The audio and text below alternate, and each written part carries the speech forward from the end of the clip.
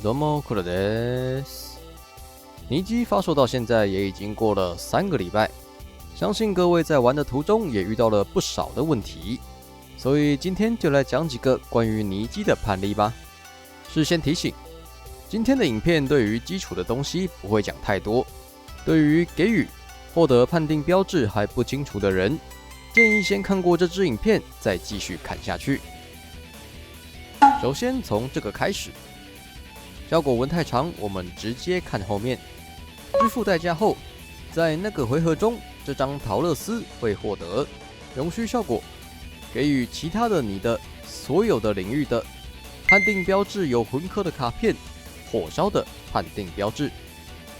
那如果前列有3张陶乐斯，全部都发动效果的话呢？直接说答案，效果会叠加。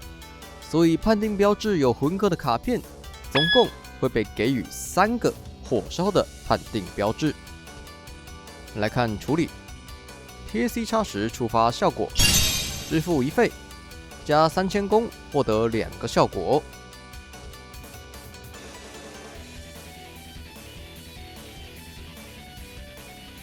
处理完效果之后，现在其他领域的判定标志有魂科的卡片。总共会带3个火烧。陶乐斯攻击宣言正打，喊打时看2选1放牌顶。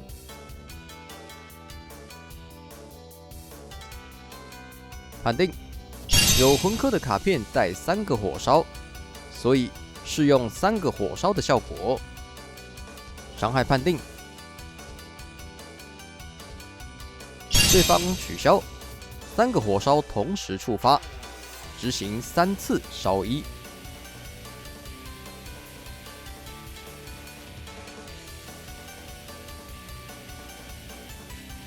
再补充一下，陶乐斯赋予火烧是给判定标志有魂科的卡片，所以如果用白雪公主的效果给木门的 C 叉魂科的话，木门就会满足陶乐斯的条件，也会被赋予火烧。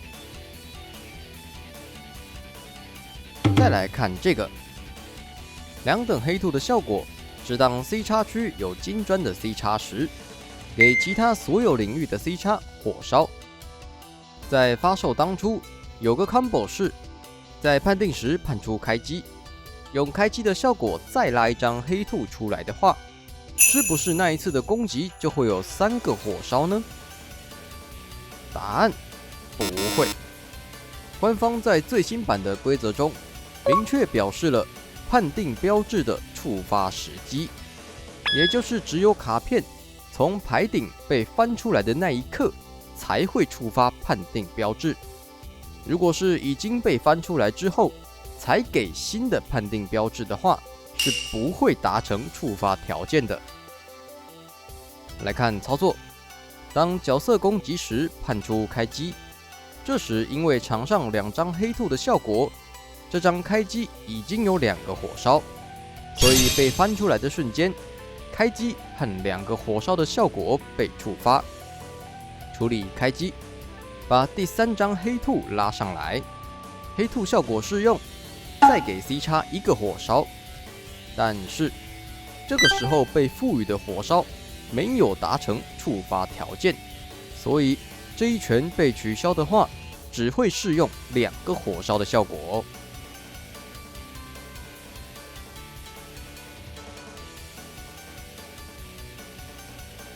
不过，当轮到下一张攻击时，翻出来的 C 叉就会带3个火烧，这个时候3个就会被触发了。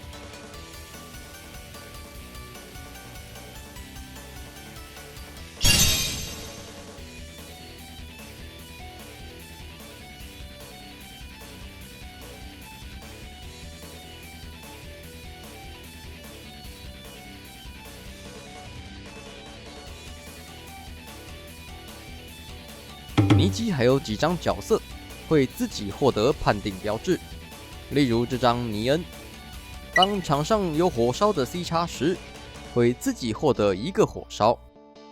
那场上有2等黑兔时，会满足尼恩的效果条件吗？答案会。因为黑兔是站在舞台上，所以其他的你的所有的领域当然包含 C 叉区。也就是说 ，C 叉区的金砖带火烧，也就是说 C 叉区有火烧的 C 叉，所以会达成你的 C 叉区有判定标志是火烧的 C 叉的条件，所以尼恩会带火烧。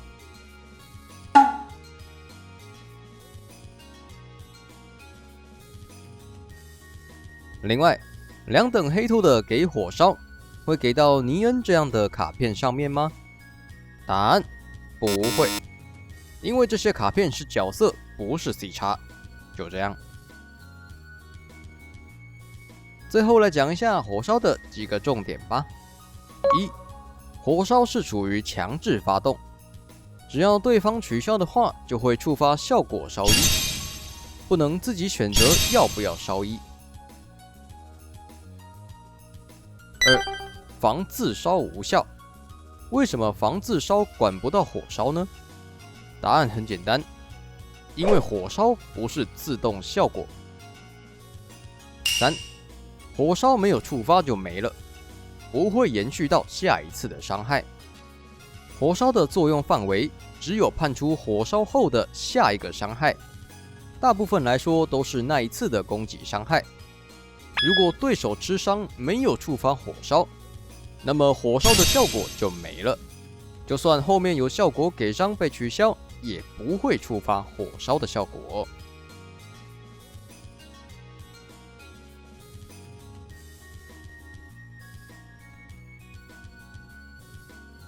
以上是这次尼基的判例解说，如果还有我没讲到的判例的话，都可以在下方留言，看状况我可能会再出影片解说。那么就拜拜。